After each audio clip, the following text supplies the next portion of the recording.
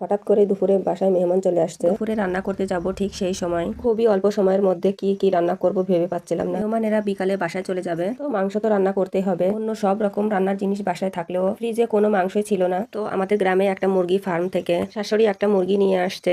এটির ওজন 2.5 কেজি হয়েছে। তাড়াতাড়ি রান্না করতে হবে, তাই আমি ছাদে এসেছি জ্বালানি নেওয়ার জন্য। আলিশাও আমার সাথে সাথে এসেছে। আরো এসেছে আমাদের বাসার বড় মেহমান, আমার বড় ননদ আর ননদের মেয়ে, আর এটা হচ্ছে তার মেয়ে, মানে আমার ননদের নাতনি। আর আমারও নাতনি, তার মানে আমার ননদের সাথে সাথে আমিও নানি হয়ে গেছি। ওরা মূলত ছাদে এসেছে কামরাঙা পাড়ার জন্য।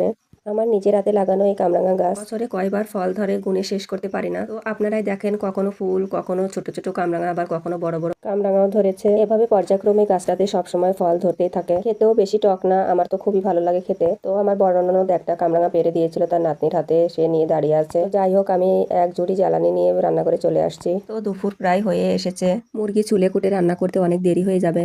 ঘরে ছিল সেমাই, নুডলস আর গাভীর দুধ, তাই ভাবলাম কিছু নাস্তা বানিয়ে দিই। এদিকে আমার মাটির চুলার অবস্থা খুবই খারাপ হয়ে গেছে, তাড়াতাড়ি করে একটু লেপে দিলাম। এক চুলায় নুডলস রান্না করব, অন্য চুলাতে গাভীর দুধ দিয়ে সেমাই। এবার কাঁচা দুধের মধ্যে ভেজে রাখা সেমাই আর পরিমাণ মতো চিনি দিয়ে দিলাম, কারণ ভেজে রাখা লুজ সেমাইতে একটু জালের পরিমাণ বেশি লাগে। কাঁচা দুধের সাথে সেমাইটাও দিয়ে দিয়েছি, এতে করে দুধেও বলক উঠে যাবে আর সেমাইটাও রান্না হয়ে যাবে। এবার কিছু তেজপাতাও নিয়ে নিয়েছি ফ্লেভারের জন্য, অনেকে আবার দারচিনি এলাচও দিয়ে থাকে। এবার পরিমাণ মতো লবণও দিয়ে দিয়েছি। অন্য চুলাতে লুডুসের পানিতে বলক উঠে গেছে, তো লুডুস গুলো আমি ঢেলে দিলাম। তো নুডলসটা আমি খুব সাধারণ ভাবে মেরি হাঁসের ডিম ভেজে রান্না করবো। নুডলসটাও প্রায় সিদ্ধ হয়ে এসেছে আর দুধেও বলক উঠে গেছে, এখনই সেমাই রান্না হয়ে যাবে। তো নুডলসটা ভালোভাবে সিদ্ধ হয়ে গেছে, এবার ডালায় ঢেলে ভালো করে ধুয়ে নিয়েছি, কারণ নুডলসটা ভালো করে না ধুলে এর ভিতরে গরম ভাবটা থাকলে নুডলসটা বেশি সিদ্ধ হয়ে যাবে, আর নুডলস বেশি সিদ্ধ হয়ে গেলে দলা দলা হয়ে যায়। এই দলা দলা নুডলস যতই ভালো করে রান্না করা হোক না কেন, খেতে একেবারেই ভালো লাগে না। এদিকে আমার ননদ কিছু পাপড় কিনে এনে এসেছে আলিশার জন্য।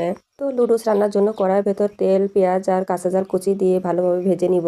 এবার ভাজা পেঁয়াজের ভিতরে একটা মেরি হাঁসের ডিম ভেঙে দিয়েছি। এক প্যাকেট নুডলস তো একটাই ডিম দিয়েছি। এদিকে তো আমার ননদ আর শাশুড়ি মিলে মুরগিটা ছুলে দিচ্ছিল, আর আমি নাস্তা তৈরি করছিলাম। এদিকে নুডলসের ডিমটা ভাজা হয়ে গেলে আমি নুডলসগুলো ঢেলে দিয়েছি, এর ভিতর পরিমাণ মতো লবণ আর সামান্য পরিমাণ হলুদ দিয়ে দিয়েছি। এবার নুডলসের সাথে থাকা টেস্টি সল্টটাও এর ভিতর দিয়ে দিলাম।